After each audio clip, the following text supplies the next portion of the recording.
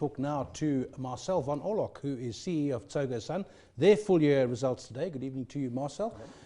A lot of stuff in your commentary about things that you're fixing, new things you're doing, expanding here, moving there, license applications in Mpumalanga. What's the core of the latest set of results for you? So I guess it's two stories. One, we've stuck to our expansion strategy. These things take a long time, especially when you're building. So we've been investing heavily in both our hotel and our gaming portfolio. We've expanded our casino operations capacity-wise. We've got regulatory approval to do about 30% in Gauteng, and we're looking at about 30% in KZN. Those projects are continuing. We had a very busy year acquisition-wise, and we had to manage the exit of SAB Miller, which was a end of a 45-year relationship. So a lot of money went into that because we could buy back a big chunk of stock at a deep discount. That's sort of the one story that we've stuck to. The other side of it is that we've had slow growth, and that's not where we want it to be. We're coming off 3 years of 20% a year earnings growth, and this year we're flat. I guess you can't cry too much about earnings being flat in this environment, but we are seeing the consumer under pressure. We are still highly cash generative, and that's why we are keen to keep our growth projects going. So you're growing by acquisition rather than organically through more consumer spending. Yeah, I mean the key number that worries us was casino win grew by 2% last year. Now that's organic. The portfolio was the same. If you're growing your casino win by 2% and you're giving staff wage increases 7.5%, that can't continue forever. But we do think over time the growth in the casino win will normalise. Yeah, you did mention the consumer under pressure. I think people had thought to a certain extent, gambling revenue, gaming revenue was slightly insulated against a downturn in consumer confidence, consumer this consumer situation. So are you seeing a real strong downturn in the consumer? Is that what's causing this surge? So the whole concept of casino win being defensive, we say is still intact. In this environment, we still grew by 2%. So we made as much money as we did the year before.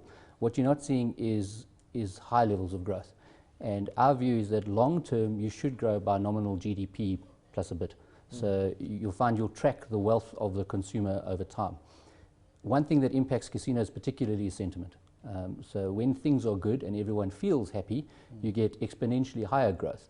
When things are bad, like they are at the moment, and people feel miserable, that's when people pull back on their spend. I thought it worked both ways, that when they're miserable they say let's go out, but you find it doesn't. Something like load shedding is a fascinating thing for us. It's cost us over the last few years 200 million in infrastructure to put all the generators in. It costs us diesel to run the facilities. We benefit in that place like Monte Casino is completely under generated power, all the restaurants are open, movies work, etc. But it doesn't help the casino because sentiment is bad. People are miserable. They don't want to leave their house when it's dark. They want to deal with traffic. It's a more important factor for us from a sentiment than it is from actual disruption of trading. You're talking about the split between, of course, the entertainment, like food stuff, and the casino gaming part of the business. What's the split there, and what do you see going forward as being the more important part of that business? So obviously in our numbers, casino win makes up a big part of our business. It's about 75% of our revenues, the other 25 being hotels, food and beverage and so on. If you take what the casinos offer overall, it's a lesser number, it's about half. But that's only because most of the restaurants at a place like Monte Casino are tenants, so we don't record them in our numbers.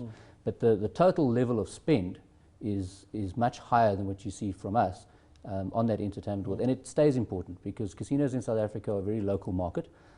It's regular repeat visits by people that live in the area. So you've got to keep it attractive. You've got to keep the shows on. You've got to have the right movies. You've got to have the right restaurant offerings. It's not like Vegas where you fly in and fly out. It's interesting you mentioned the generators, and we were talking medical companies earlier. Netcare, of course, has invested hugely in diesel generators. You're going to have special accounting line items for this kind of spending. Looking at the hotel portfolio, I think your occupancy was down there by about 1.1%. And of course, that, unlike the casinos, you've got this capacity that has to be looked after even at a basic level. And I think your key ratio there is revenue per available room, because you've got all these rooms, and what's the revenue? And that number was 62.8%. How does that sit historically with you, say, over the last 10 years? So the hotel market, if I separate Africa and South Africa for the moment, South Africa is well below the long-term trend. Occupancy should be 68 to 70, and we're sitting at the sort of 62s. What's interesting in our South African hotel market, we're actually seeing an element of underlying strength come back. So occupancies from corporates, from leisure, Conventions, that sort of thing is up. Our numbers are backwards because of the large amount of government travel that's cut back. They've announced this austerity measure. We say just in our books alone, it was 92,000 room nights that went out the system. So that's a completely different segment to the rest. What I take comfort from is that if corporates are starting to spend, that kind of indicates some sort of light at the end of the tunnel, because it's a line item that every FD cuts quickly, is travel spend and so on. And we're starting to see some decent numbers coming through that. That's encouraging. But it's still well below the long-term norm. I mean, we haven't come out of the dip. Just a little more on a more macro image. Of course, with the latest xenophobic attacks, etc., have you seen any kind of negative impression or any negative impact on the casinos from international visitors? No, South African casinos have very little international customers. It's very much a local market. I'd say it's less than 1% comes from foreign. And your hotels' business travel is local? In our case in particular, it's business travel local and leisure local. We have seen in the bigger industry impacts from the xenophobia. You have markets like China that are just incredibly sensitive. And when you got the visa issue, and you get something like bad news around xenophobia, it's so easy for the travel agent in Hong Kong to just direct the next couple to Paris or to somewhere else. And so that type of thing you see coming through. But by and large, we're insulated from it because we are so locally focused. You're also doing interesting things with the property portfolio to be listed. You'll still keep control of it. We're talking a value of 30 billion here. So what's behind that? So look, our total properties we think is in the value of 30 billion. We're talking about taking out everything except the actual casinos. Casinos are a bit like hospitals. You battle to split PropCo and OpCo because your licensing is directed to a specific site. The balance of our portfolio is a big hotel portfolio where we own most of the stock. We have, by default, developed a lot of office space, a lot of retail around the casinos and so on. And many hotel and gaming companies have done this around the world, where you split the properties into a specialist vehicle, a REIT, where you get tax advantages, and you keep the operations.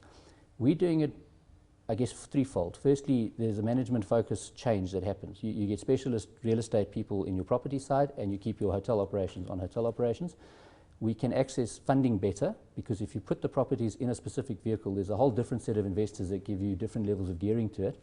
And lastly, it allows us, in our particular case, to access capital in that property vehicle without diluting our shareholders at the top. HCI have 48% of us, they control us. They've worked very hard to get there. We've just bought back 2.8 billion rands of the stock. We don't want to issue shares willy-nilly at the top, but we can access funding and do JVs at a property level much easier. Yep. When's that going to happen? So we're investigating it at the moment. We haven't made a firm decision on whether to do it or not, but if we're going to do it, I want to do it this year. It's not something we want floating around for too long. We need to assess what is right and can it work, and then get it done. Yeah. One last question there, Marcel. Capacity for upswing, when the turn comes, you've got available rooms, you've got available capacity, and you've kept expanding, so you're well placed. We are. I mean, it's a strong business, and we've said that ultimately the South African economy will work. It'll go through these cycles. The operational gearing in our business is enormous. The difference when we're growing revenue by 8% versus 2% is like double digit on the bottom line, and that's essentially what we're gearing ourselves for. Well, interesting stuff from Marcel von Aulock, who is the CEO of Tsogo Sun.